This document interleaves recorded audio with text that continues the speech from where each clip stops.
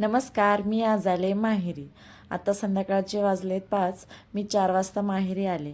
माझं माहेर आणि सासर अगदी जवळजवळच आहे, 2 किलोमीटरचंच अंतर आहे. त्यामुळे मी कधी माहेरी आले की संध्याकाळीच येते. आता मी आले घरी हे कळताच आई पण लगेच शेतातून आली. आई शेतातून भाज्या आणल्या होत्या आईने आणि ते ती निवडत होती.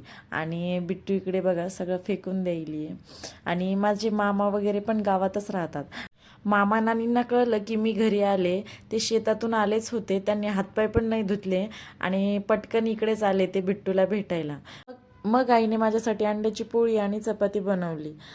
मुलं किती मोठे झाले तरी आईसाठी ते लहानच असतात. मी माहेरी आले की आई माझे खूप लाड करते. आता माझा लाड ना भरपूर कमी झाला आहे, कारण माझा सगळा लाड ना बिट्टूने घेतला आहे. कारण त्यांची नात आले. आता त्यांचं लक्ष जास्त नातीवरच आहे, मुलीवरती कमी झालं आहे. जेवण वगैरे आवरले. आता आमच्या चालू आहेत गप्पा. भेटूया नंतरच्या व्हिडिओ.